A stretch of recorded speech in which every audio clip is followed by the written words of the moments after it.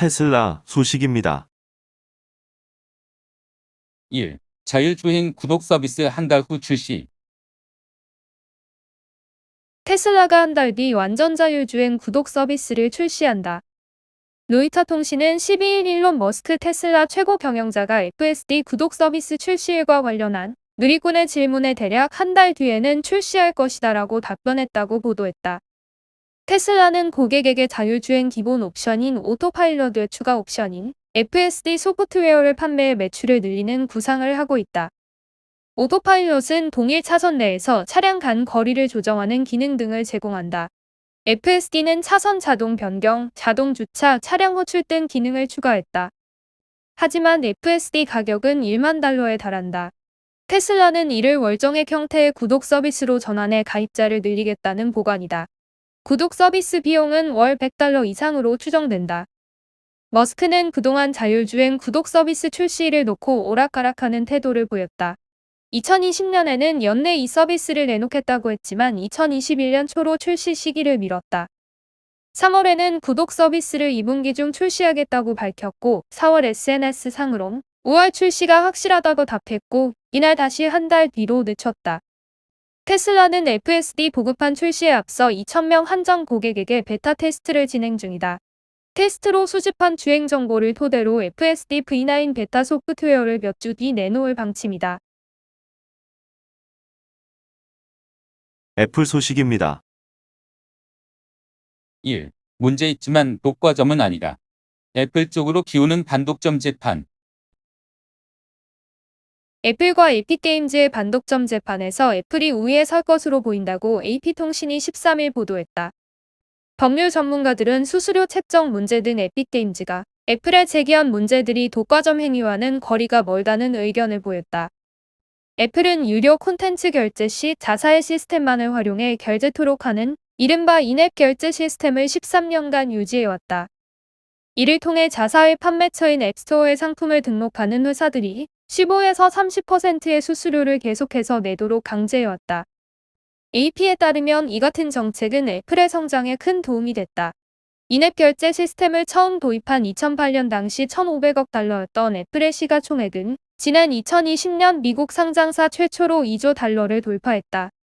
또한 애플은 앱스토어에서 콘텐츠를 판매하는 회사가 인앱 결제 이외의 결제 플랫폼이 있다고 안내하는 행위를 금지시켰다. 소비자들은 오직 인앱 결제 하나만을 이용하도록 사실상 강제당한 셈이다. 이 같은 결제 방식이 지난해 미국 거대 게임사인 에픽게임즈에게 적용되면서 두 회사 사이의 갈등이 시작됐다. 당시 에픽게임즈는 아이폰 사용자에게 앱스토어 인앱 결제가 아닌 자사의 결제 시스템을 사용하도록 안내했다. 애플은 이것이 자사의 정책을 위반한 행위라며 에픽게임즈의 콘텐츠인 포트나이트를 앱스토어에서 퇴출시켰다. 결국 에픽게임즈는 애플을 고소했고 올해 5월 반독점 소송이 시작됐다. 에픽게임즈가 애플에 승소하기 위해서는 두 가지 요인을 재판부에 납득시켜야 한다. 첫 번째는 애플의 앱스토어가 애플리케이션 시장을 독점할 수 있을 정도로 거대하다는 점. 두 번째는 애플이 그러한 시장 독점자의 위치를 악용해 타사에 비해 월등히 높은 수수료를 챙겼다는 점이다. 다만 에픽게임즈가 재판부를 설득해내기는 힘들 것이라고 AP는 점찼다. 우선 애플의 수수료 자체가 상대적으로 높은 수준이 아니다. 마이크로소프트의 엑스박스, 소니의 플레이스테이션, 닌텐도의 스위치, 구글의 안드로이드 등이 자체적으로 운영하는 자사 콘텐츠 마켓의 수수료는 애플과 크게 다르지 않았다. 이에 더해 최근 애플은 1년에 100만 달러 미만을 벌어들이는 앱스토어 상품을 대상으로 수수료를 낮췄다. 하향된 수수료 정책을 적용받는 애플리케이션 개수는 180만 개로 전체 상품의 90% 이상이다. 2021년 기준 앱스토어에 등록된 애플리케이션 개수는 약 196만 개다. 미국 펜실베니아 대학교 와튼스쿨의 허버트 호근캄프 법학 교수는 지금까지는 애플이 유리해 보인다고 밝혔다. 그는 애플이 에픽게임즈의 콘텐츠를 일방적으로 쫓아낸 것이 시장 권력을 남용한 비도덕적 행위라고 할 수는 있겠지만 이를 독과점 문제와 연관짓기는 힘들다고 말했다. 애플은 현재 사용자 개인정보 보호를 비롯한 각종 보안 문제를 들며 인앱 결제 시스템이 유지돼야 한다며 인앱 결제 시스템의 보안 수준을 향상시키는 데에 지금껏 1,000억 달러가량을 투자해왔다고 주장한다. 더글라스 베터 애플 최고 변호사 애플의 엄격한 보안과 개인정보보호 시스템은 인앱 결제 덕분에 가능한 것이다라고 말했다. 에픽게임즈가 재판에서 지더라도 여론전에서는 승리할 가능성이 있다는 의견도 존재한다. 라이언즈 보스턴대 법대 교수는 반독점 재판에서 애플이 승소한다 해도 다른 결제 수단을 이용하지 못하게 막았다는 사실 자체가 소비자들 사이에서 불만 여론을 크게 이끌어낸다며 실질적으로 승리하는 쪽은 에픽게임즈가 될 수도 있다고 말했다. 지난 3일 시작된 애플과 에픽게임즈 사이의 반독점 소송 공판은 현재 2주차에 접어든 상황이다. 양측의 소송은 총 3주간 이어질 예정이다. 마이크로소프트 소식입니다. 1. 6년 만에 애저에서 블록체인 서비스 종료. 마이크로소프트가 클라우드 플랫폼 애저에서 블록체인 서비스를 종료한다. 이는 서비스 출시 6년 만이다. 서비스 종료 배경은 알려지지 않았다. 12일 미국 지디넷은 MS가 오는 9월 10일부로 애저 서비스형 블록체인 제공을 종료한다고 보도했다. 이미 배포된 원장은 서비스 종료일까지 지원되지만 새로운 배포와 멤버 생성 기능은 이달 10일부터 이미 이용이 불가능한 상태다. MS 애저 바이스 제품 페이지에 따르면 JP 모건, 싱가포르 에어라인, 스타벅스, 엑스박스 등이 해당 서비스를 이용 중이다. MS는 제품 페이지를 통해 애저 바이스 종료에 따른 대안으로 컨센시스 쿼럼 블록체인 서비스로 마이그레이션할 것을 권장하고 있다. 이 밖에도 사용자가 가상 머신을 사용해 블록체인을 자체 관리하는 방법도 선택할 수 있다고 안내했다. 애저 블록체인 서비스가 종료된 것은 서비스 출시 6년 만이다. 마이크로소프트는 2015년 이더리움 기반 블록체인 서비스 개발사 컨센시스와 협력해 애저 위에서 이더리움 블록체인을 제공하기 시작했다. 이후 애저 서비스형 블록체인 상품을 프리뷰 형태로 출시했지만 최근에는 별다른 업데이트가 이루어지지 않았다.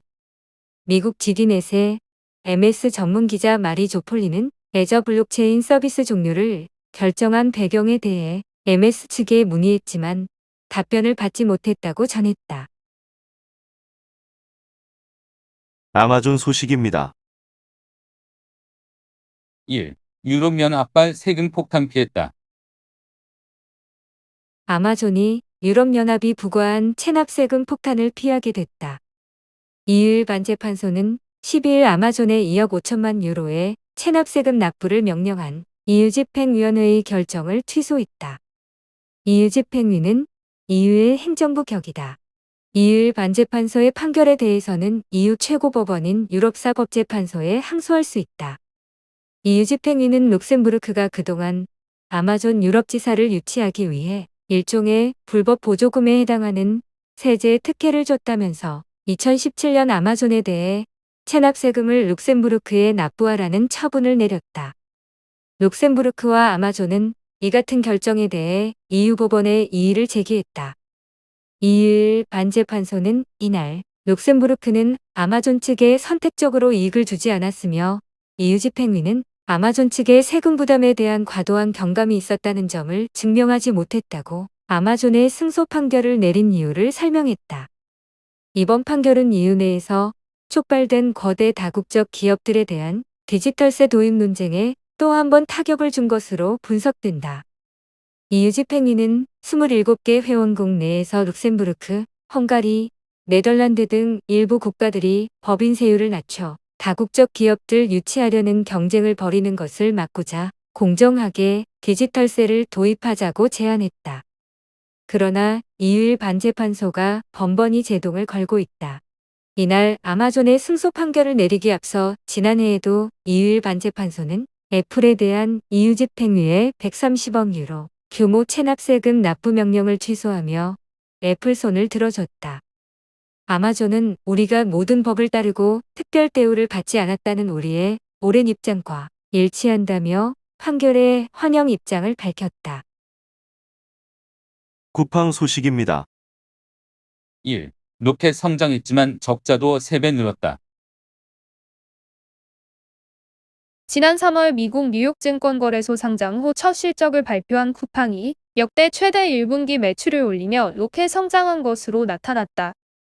특히 플랫폼 경쟁을 벌이고 있는 네이버, 카카오에 비해 압도적인 매출 신장세가 주목된다. 다만 적자도 함께 커졌다. 쿠팡은 13일 올 1분기 매출이 42억 686만 달러로 지난해 동기보다 74% 증가했다고 발표했다. 이는 1분기 기준 역대 최대 매출이다. 이 같은 매출 신장세는 네이버, 카카오와 비교해도 압도적이다. 네이버와 카카오는 1분기 매출이 1조 4,991억 원과 1조 2,580억 원으로 전년 동기 대비 각각 29.8%, 44.8% 상승했다. 쿠팡의 분기 매출이 5조 원에 육박할 수 있었던 이유는 쿠팡 이용자와 고객 1인당 구매 금액이 동시에 늘어났기 때문이다. 활성 고객 수는 1,603만여 명으로 21% 늘었다. 활성 고객 1인당 매출은 262달러로 지난해 1분기 182달러보다 44% 늘어났다. 그러나 영업 손실도 2억 9,500만여 달러로 적자 폭이 작년 1분기의 3배 규모가 됐다. 쿠팡은 8,700만 달러 규모의 일회성 주식 보상 비용이 반영되고 투자와 고용 증가에 따라 관리 비용도 커졌기 때문이라고 설명했다. 김범석 쿠팡 이사회 의장은 이날 실적 발표 후 컨퍼런스 콜에서 쿠팡은 성장 주기의 초기 단계에 있다며 쿠팡의 성장 가능성을 강조했다. 또 내년에 전국적으로 쿠팡의 손길이 닿는 범위를 50% 이상 늘릴 계획이라고 말했다. 그는 해외 진출 가능성에 대해 매력적인 기회를 찾으면 검토하고 추구할 것이라고 답했다. 상장 후 한때 69달러까지 치솟았던 쿠팡 주가는 하락세를 지속하고 있다. 이날 쿠팡 주가는 전 거래일 대비 2.54% 하락한 35.33달러에 마감해 공모가 수준까지 떨어졌다. 이는 상장일인 3월 11일 시초가 63.5달러 대비 절반 이하로 뚝 떨어진 수준이다. 이지영 NH투자증권연구원은 쿠팡의 외형 성장세가 글로벌 이커머스 그룹 내단연 선도권이고 비즈니스 모델의 차별성이 명확한 만큼 현재 주가를 기업 본질 가치의 저점으로 추정한다고 강조했다. 이 연구원은 단기적으로 5월 18일 1.5%, 6월 9일 7.5%, 9월 7일 자녀 지분의 보호일수가 해제되는 만큼 매도 물량이 나올 수 있어 유의해야 한다고 덧붙였다. 박종대 하나금융투자연구원은 쿠팡은 시장 점유율이 아직 14% 정도로 성장 여력이 높고 한국 온라인 유통시장 패권을 잡아가고 있다며 중장기적으로 시장 점유율 50%와 영업이익률 5%를 달성할 것으로 가정하고 주가 수익 비율 30배를 적용하면 적정 주가는 39달러로 추정할 수 있다고 말했다.